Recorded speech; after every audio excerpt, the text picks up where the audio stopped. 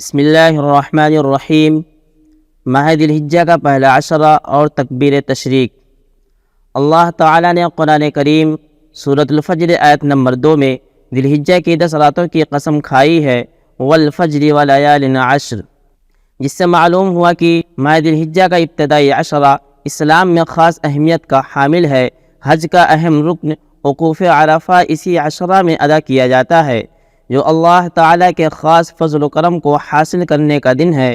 غرض رمضان کے بعد ان ایام میں اخروی کامیابی حاصل کرنے کا بہترین موقع ہے، لہذا ان میں زیادہ سے زیادہ اللہ کی عبادت کریں، اللہ کا ذکر کریں، روزہ رکھیں، قربانی کریں۔ احادیث میں ان ایام میں عبادت کرنے کے خصوصی فضائل وارد ہوئے ہیں، جن میں سے چند احادیث ذکر کر رہا ہوں۔ حضرت عبداللہ بن عباس رضی اللہ عنہما سے روایت ہے کہ حضور اکرم صلی اللہ علیہ وسلم نے ارشاد فرمایا، کوئی دن ایسا نہیں ہے جس میں نیک عمل اللہ تعالیٰ کے یہاں ان 10 دنوں کے عمل سے زیادہ محبوب اور پسندیدہ ہوں۔ حضرت عبداللہ بن عباس رضی اللہ عنہما سے روایت ہے کہ حضور اکرم صلی اللہ علیہ وسلم نے فرمایا، اللہ تعالیٰ کے نزدیک عشرہ ذی الحجہ سے زیادہ عظمت والے دوسرے کوئی دن نہیں ہیں، لہذا تم ان دنوں میں تسبیح و تہلیل اور تکبیر و تحمید کثرت سے کیا کرو۔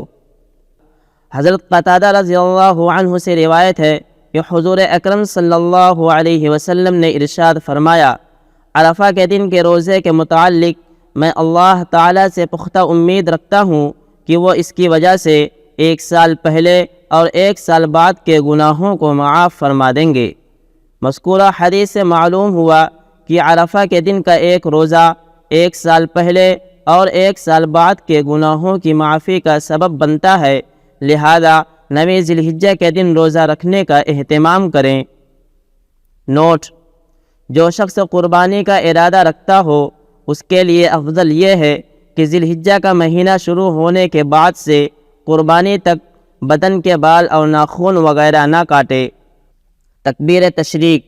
ان ایام میں ہر شخص کو تکبیر تشریق پڑھنے کا خاص اہتمام کرنا چاہیے۔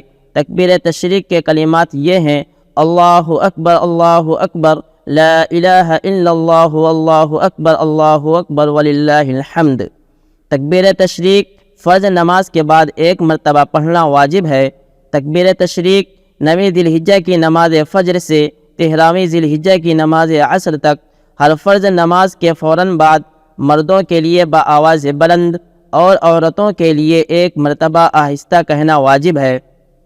تکبیر تشریق مقیم، مسافر، منفرد، جماعت، عورت، اہل شہر اور دیہات کے رہنے والوں پر واجب ہے۔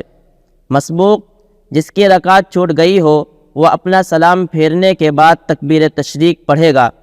اگر تکبیر تشریق سے پہلے بات چیت کر لی تو تکبیر تشریق کا وجوب اس کے ذمے سے ساقط ہو جاتا ہے، یعنی اس کا پڑھنا واجب نہیں رہتا، لہذا سلام پھیرنے کے بعد تکبیر تشریق پڑھنے کا اہتمام کرنا چاہیے۔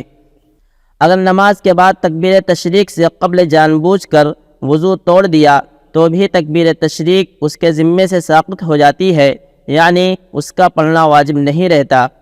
اگر مسجد میں نماز باجماعت کے بعد تکبیر تشریق پڑھے بغیر مسجد سے باہر چلا جائے تو اب تکبیر تشریق واجب نہیں رہتی۔ اگر سلام کے بعد تکبیر تشریق پڑھنے سے پہلے قبلہ سے سینہ پھیر لیا تو اس میں تکبیر تشریق پڑھنے یا نہ پڑھنے کے بارے میں 2 روایتیں ہیں۔ احتیاط یہی ہے کہ تکبیر پڑھ لی جائے۔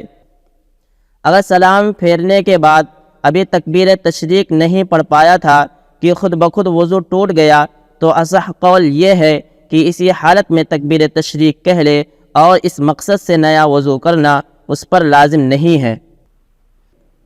سبحان ربک رب العزت عما یصفون وسلام علی المرسلین والحمد للہ رب العالمین۔